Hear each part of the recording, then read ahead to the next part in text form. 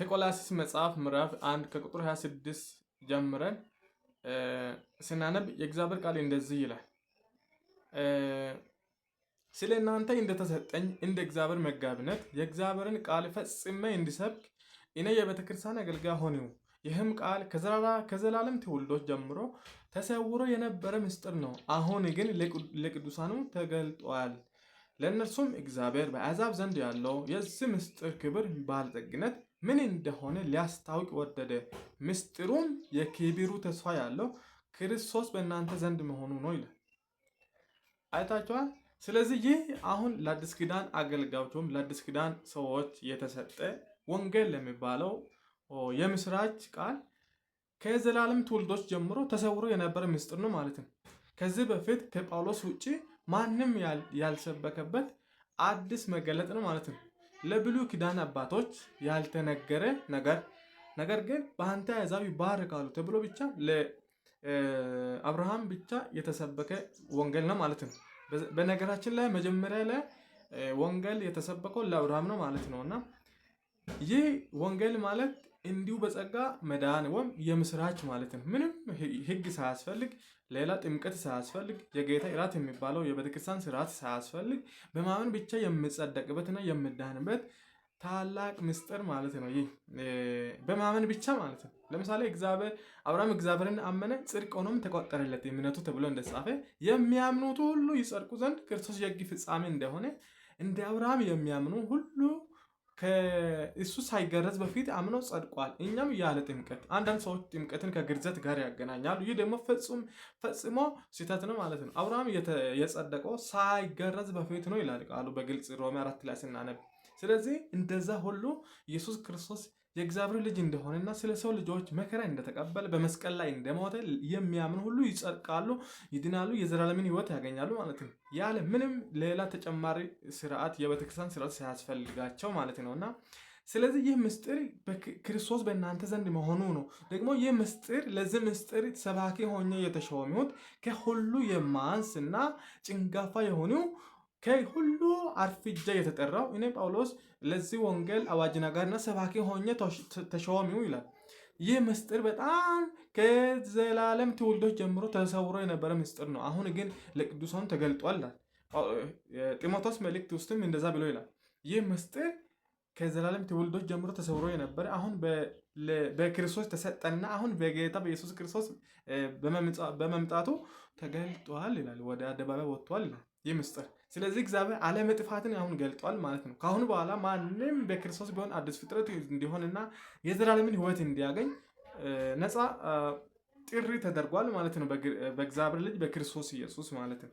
ስለዚህ ምስጢር ወይም በተሻለ ኪዳን ውስጥ ሆነን ያለፈውን ያረጀውና ያፈጀውን ያንን ስርዓት መናፈቅ እንደ እስራኤላውያን ያንን እንደ ሙሴ ሕግ ካልተገረዛችሁ መዳን አትችሉም ብለው እንደሚሰብኩ እንደ ገላትያ ሰዎች ወይ እንደ ገላትያውያንነት ያንን ነገር ማሰብ ጥሩ አይደለም ማለት ነው። አሁን እያየን ያለ ነው ወንጌል አማኞች የሚባሉ በፊት በጣም በወንጌል ብቻ የሚያምኑ አሁን በሂደት ወደ እስራኤላውያንነት እያደጉ ነው ማለት ነው።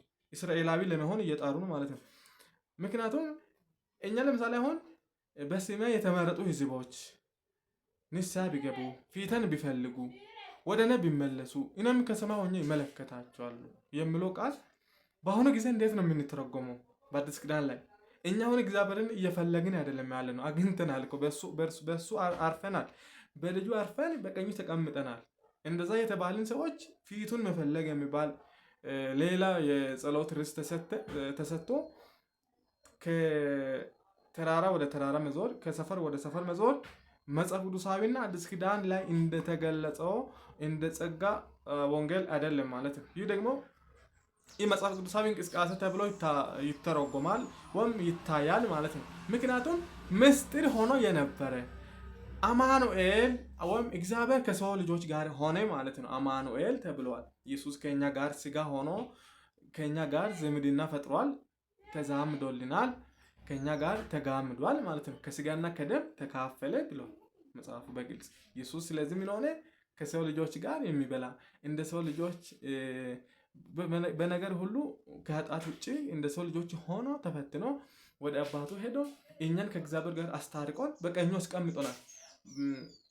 ለምሳሌ እኛ በመንፈሳዊ ዓለም ላይ በአብ ቀኝ ተቀምጠናል። በገሃዳዊውም በአሁኑ ዓለም ላይ ደግሞ እዚህ ዓለም ላይም አለን። በሰማይ በአባታችን ቀኝም ተቀምጠናል። ከልጁ ጋር ከእሱ ጋር እንደሞትን ተቆጥረናል። ከእሱ ጋር እንደተነሳን ከእሱ ጋር እንደከበርና በቀኙ እንደተቀመጥን ነው መጽሐፉ ኤፌሶን ላይ የምነግረን። በመንፈሳዊ በረከት ሁሉ እንደተባረክን ነው በሰማያዊ ስፍራ ከክርስቶስ ጋር። በክርስቶስ የእግዚአብሔር ወራሾች ተደርገናል በመጽሐፉ በግልጽ እንደምነግረን። ስለዚህ እንደዚህ ተብለን በተሻለ ኪዳን ውስጥ ያለን ዕብራውያን ጸሐፊ ምዕራፍ 8 9 ምዕራፍ 10 ሲናነብ የተሻለ ኪዳን፣ የተሻለ ቤተ መቅደስ፣ የተሻለ ክህነት እና የተሻለ መስዋዕት የሆነ ክርስቶስ እንደመጣና በእርሱ የሚያምኑ ሁሉ በተሻለ ኪዳን ውስጥ እንደሚኖሩ በተሻለ ቤተ መቅደስ ውስጥ እንደሚኖሩና የራሳቸው የእግዚአብሔር ቤተ መቅደስ እንደሆኑ ቃሉ በግልጽ ይነግረናል ማለት ነው በማያሻማ ሁኔታ።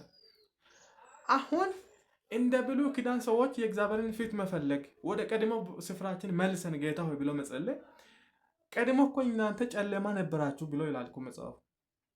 ቀድሞ እናንተ የማትታዘዙ አመፀኞች፣ አመንዝሮች፣ የአባቶቻችሁን ወግ የምትከተሉ ማለትም የዳብሎስ ተላላኪዎች እና የእርሱ አገልጋዮች ባሪያዎች ነበራችሁ። አሁን ግን በክርስቶስ ሆናችሁ ወደ ብርሃን ቀርባችኋል። ወደ መንግስቱ ወደ ፍቅሩ ልጅ መንግስት ፈልሳችኋል። በክርስቶስ ወደ የእግዚአብሔር ወራሽ ተደርጋችኋል ተብለን እያለን ወደ ቀድሞ ስፍራችን መልሰን ጌታ ሆይ ፊትህን እንፈልጋለን ወደ አንተ መልሰን ብሎ ማለት ወደ እርሱ አይደለም። ቀድሞ እናንተ እኮ ወገን አልነበራችሁም እኮ ብሎናል መጽሐፉ።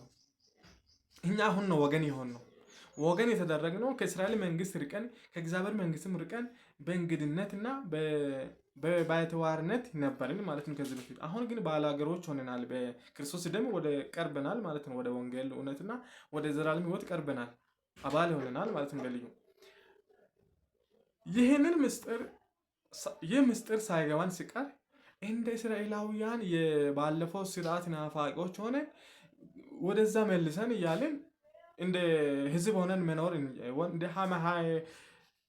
ሪሊጂየስ የሆነ ሰው የሃይማኖት ተከታይ የሆነ ሰው ሁል ጊዜ ስርዓትን ያበዛል ማለት ነው። ህብረትን በቃ ወደ ውስጥ ከውስጡ ባልሆነው ቲትና አጉል ቲትና እያሳየ ምንድን ነው የሚያደርገው? በቃ ለምንድን ነው እሁድ የማታከብሩት? ለምንድን ነው በዓል የማታከብሩት? ለምንድን ነው የሆነ ስርዓቶች የማታከብሩት? በሚል ወንጌል ላይ አንዳንድ ነገር ተጨምሮ ሳይሰበክ ካልተሰበከ መዳን የለም፣ የዘላለም ህይወት የለም ያለ ይመስል ሁሌ አስመሳይ ሆኖ ይኖራል ማለት ነው። ስለዚህ በተሻለ ኪዳን ውስጥ ሲሆነን ያንን ያለፈውን ነገር ማሰብ፣ የሞትን አገልግሎት ማሰብ፣ እስራኤላውያን የተሰቃዩበትን ስርዓት ማሰብ፣ ለእኛ ባልተሰጠን ህግ ለመሰቃየት መሞከር በክርስቶስ ደም ላይ እንደ ማላገጥ ይቆጠራል ማለት ነው። ደሙንም እንደ ማክፋፋት ይቆጠራል። ይህ ደግሞ ምህረት የሌለበት ኃጢአት ነው ማለት ነው።